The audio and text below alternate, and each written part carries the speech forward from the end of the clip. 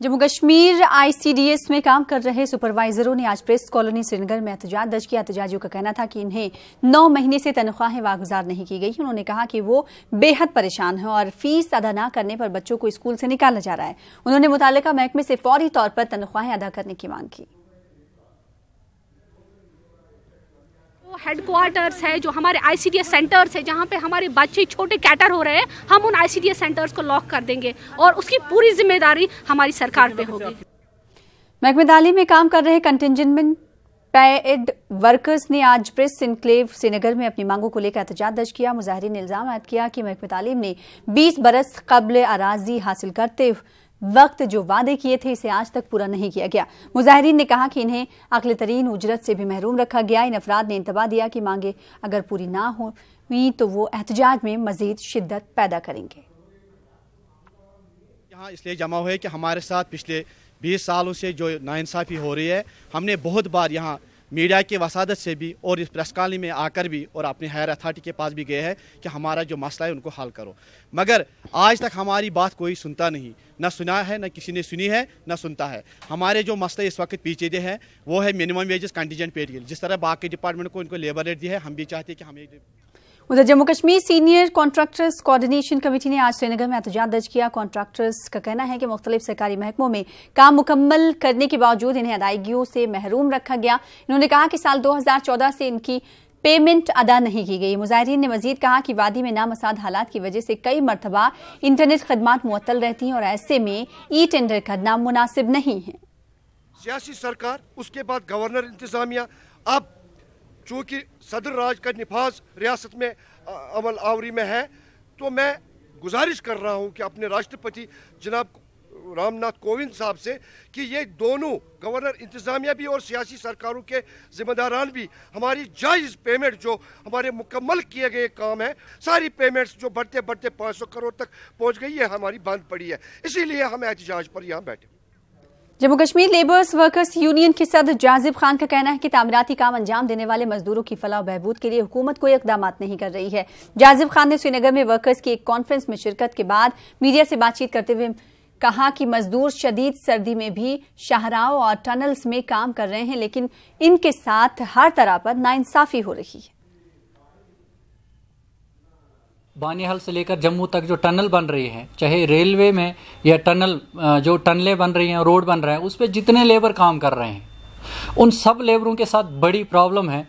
पहली प्रॉब्लम यह है कि काम तो वो बराबर करते हैं लेकिन मजदूरी आधी मिलती है। दूसरी प्रॉब्लम यह है कि उनके लिए जो वेलफेयर के लिए जो बेनिफिट्स है और जो उनके बोनस है वो उनको बिल्कुल नहीं दिए जाते हैं। जो वर्कर्स है और लेबर है उनको अपना हक, हमें ज़्यादा नहीं चाहिए, अपना हक।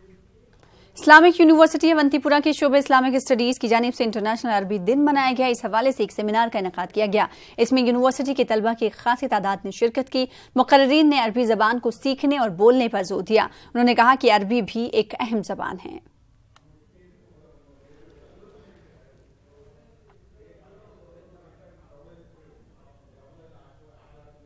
यूनेस्को का इंसराम और एहतमाम हासिल है और यूनाइटेड नेशंस ऑर्गेनाइजेशन ने 1973 में इस ज़ुबान को बैनुल-अक़वामी ज़ुबान, इंटरनेशनल लैंग्वेज करार दिया है। यूनिवर्सिटी में भी इस दिन को मना कि अरबी ज़ुबान की तरफ तलबा का शौक़ बढ़े और दूसरे लोगों का शौक़ बढ़े और वो जोक दर जोक अरबी को सीखने की कोशिश करे। इसी मकसद से हमने आज एक रोज़ा सेमिनार। उधर जम्मू में गोजरी अदब से मुतालिक एक प्रोग्राम का एहतमाम किया गया। रियासती कल्चरल अकेडमी के ज़रिए एहतमाम मुनक़दा इस प्रोग्राम में गोजरी ज़बान के कई उदबा, शायरों और मुफक्किरों ने शिरकत की। गोजरी सकाफत से मुतालिक कई प्रोग्राम पेश किए गए। गोजरी संगीतकारों ने अपने फन का मुजाहरा करके हाज़रीन को महजूज किया। नेशनल कॉन्फ्रेंस के सीनियर लीडर मियां अल्ताफ़ अहमद मेहमान खुसूसी थे। डिप्टी जनरल आउटरीच नेहा जलाली मेहमान ज़ी वक़ार की हैसियत से मौजूद रहीं। मियां अल्ताफ़ ने जोर दिया कि गोजरी ज़बान को आइन के 8वें शेड्यूल में शामिल किया जाए। हमारा वो मेजर कॉन्फ्रेंस नहीं है, ये अपने साथी पाकिस्तान लोग हैं, बल्कि मैं देख रहा हूँ कि अक्रॉस द बोर्ड अल्लाह ताला ने कई ख़ास तौर पे जो हमारे इस तबका के दानश्वर हैं, शायर हैं, अदीब हैं, फ़नकार हैं, तो ये पिछले कई सालों से इसका मुतालबा कर रहे हैं, लेकिन बदकिस्मती की बात है कि इस पे गौर नहीं किया जाता और ये इस रियासत में लाखों लोग इस ज़बान को बोलते हैं। तो हम अपनी डिमांड जो है, हम अपनी बात जो है वो वक्तन फ़वक्तन जो प्रॉपर फोरम्स हैं वहाँ कहते रहते हैं और हमें यकीन है कि अगर हम अपनी जदोजहद को बढ़ाएंगे, हम सब इकट्ठे होकर इसकी तरफ गवर्नमेंट की तवज्जो मबजूल करेंगे तो एक ना एक दिन। गांधरबल को साल 2007 में जिले का दर्जा दिया गया था, ताहम जिले में बेहतर तिब्बी सहूलियात मुहैया नहीं है। यहाँ का बड़ा तिब्बी मरकज सब डिस्ट्रिक्ट अस्पताल के तौर पर ही काम कर रहा है और इस अस्पताल में मुनासिब स्टाफ नहीं है। 200 बिस्तरों पर मुश्तमिल कम्युनिटी हेल्थ सेंटर की नई इमारत तामीर की गई है, लेकिन यहाँ माहिर डॉक्टर ही नहीं है। हाल ही में गवर्नर की क़यादत में रियासती इंतजामिया कौंसिल ने 5 सब डिस्ट्रिक्ट अस्पतालों का दर्जा बढ़ाने को मंजूरी दी है और SDH गांधरबल के लिए 27 आसामी का इजाफा किया गया। इस फैसले से मकामी अफराद को राहत मिली है। गांधरबल के CMO का कहना है कि SAC के हालिया फैसले से जिले में अस्पताल और प्राइमरी हेल्थ सेंटर्स के कई मसाइल हल हो सकते हैं। लगता है कि इस अपग्रेडेशन से गांधरबल के आवाम को कोई फायदा पहुंचेगा। गांधरबल के आवाम को तब फायदा पहुंचेगा जब ये हॉस्पिटल, जब इसका थिएटर 24/7 चलेगा। मगर रात 4 बजे के बाद ही यहाँ से पेशेंट को शिफ्ट करते हैं, क्योंकि यहाँ पर थिएटर 24/7 नहीं चलता है। जितनी भी हमें इमरजेंसी के लिए चाहिए थे, जरूरत के लिए चाहिए थी, बेसिक मिनिमम नीड जो हमारी थी वो अभी पूरी हो गई है। 27 पोस्ट अभी सैंक्शन हुए हैं, तो इंशाअल्लाह ताला जल्दी ही वो पोस्ट फिलअप ही हो जाएंगे और उसके बाद हमारा हॉस्पिटल जो है वो ठीक से काम करना शुरू करेगा। और सबसे बड़ी बात यह कि जो हमने फील्ड से स्टाफ लाया हुआ था या फील्ड से डॉक्टर लाए हुए थे इस हॉस्पिटल को चलाने के लिए, उनको हम अपनी अपनी जगहों पे वापस करेंगे। तो नतीजा ये है कि फील्ड के हमारे हॉस्पिटल जो हैं, प्राइमरी हेल्थ सेंटर्स जो हैं, वो भी ठीक से काम करना शुरू कर देंगे। वहां भी लोगों की जो मांग है वो पूरी हो जाएगी और डिस्ट्रिक्ट हॉस्पिटल में भी स्टाफ की कमी नहीं रहेगी, स्पेशलिस्ट की कमी नहीं रहेगी। रात के वक्त भी हमारी सर्जरियां होंगी, दिन को भी सर्जरी होंगी इमरजेंसी। रेडियो शादा 90.4 FM की जानिब से जम्मू में एक सकाफती और एजाजी प्रोग्राम का इनेकाद किया गया। गवर्नर के मुशीर खुर्शीद अहमद गिनाई मेहमान खुसूसी रहे। जम्मू म्यूनसिपल कॉर्पोरेशन के मेयर चंद्रमोहन गुप्ता मेहमान ज़ीवकार रहे। डोगरी, कश्मीरी और लद्दाखी से मुतालिक सकाफती प्रोग्राम पेश किए गए। इन प्रोग्रामों के जरिए रियासत की मिली जुली सकाफत की अक्कासी की गई। मुकर्रीन ने रियासत की सकाफत को उजागर करने और नई पौध को इससे रोशनास कराने पर जोर दिया। मुंतज़मीन का कहना है कि इस प्रोग्राम का मकसद जम्मू कश्मीर की तहजीब व तमद्दुन को उजागर करते हुए लोगों की जिंदगियों को खुशी से हमकिनार करना है।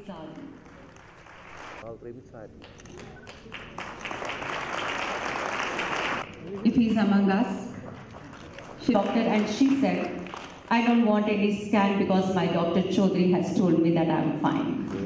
So this is the kind of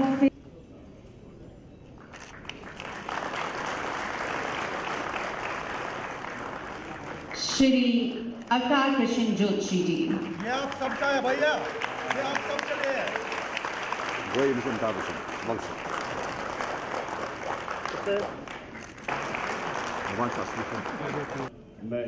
संग्राह RTI movement ने जम्मू के रिंग रोड से मुतासरा जमींदारों को माकूल मुआवजा दे जाने का मुतालबा किया। मूवमेंट के सदर और RTI कारकुन बलविंदर सिंह ने कहा कि सरकार की तरफ से ऐसे जमींदारों को स्टैंप ड्यूटी के मुताबिक जमीन का मुआवजा दिया जा रहा है जो बाजार के रेट से काफी कम है। उन्होंने सरकार से मुतालबा किया कि मार्केट रेट के मुताबिक इन जमींदारों को मुआवजा फराहम किया जाए ताकि इन्हें नुकसान न हो। बड़ा एक सीधा सा मुद्दा है कि लैंड एक्विजिशन करना डेवलपमेंट के लिए करना बड़ा अच्छा काम है, डेवलपमेंट होनी चाहिए।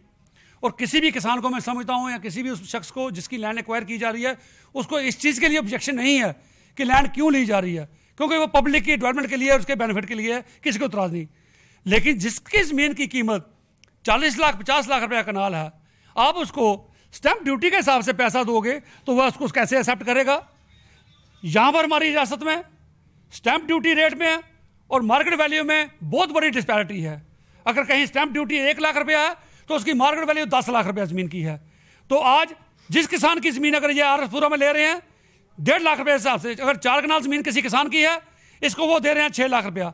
6 लाख रुपया वो उसमें 1.5 मरला ज़मीन उसको कहीं भी RSपुरा में 1.5 मरला ज़मीन मकान बनाने के लिए नहीं मिल रही, तो वो ज़मींदारी कहाँ करेगा। अनाज कहाँ पैदा करेगा, बच्चों को कहाँ खिलाएगा, ये चीजें सोचने वाली हैं। मैं जम्मू के नेताओं को भी खास करके कहना चाहता हूं, जब ये अपोजिशन में थे ये कहते थे हम जम्मू के आपके हितैषी हैं, हम जम्मू हित की आवाज बात करेंगे, रियासत की बात करेंगे। जब से आप सरकार में आए ये 2 साल से सड़कों पे हैं, कोई भी नेता इनके पास आके किसी ने ये नहीं कहा कि आपकी डिमांड जायज है। मानने की बात तो दूर है, उसने ये भी नहीं कहा कि आपकी डिमांड जायज है। तो इसलिए उनसे को वार्न कर दूं, आने वाले दिनों में वही राजस्थान वाला वादी कश्मीर में नामसाद हालात और हड़तालों की वजह से तालीमी शोबे पर बुरा असर पड़ रहा है। हालांकि श्रीनगर शहर और वादी के दीगर मकामात पर मुख्तलिफ इम्तहानात की तैयारी करने के लिए उम्मीदवारों को ट्यूशन सेंटर्स मैसर हैं, ताहम हालात की खराबी की वजह से ज्यादातर अफराद जम्मू का रुख करते हैं।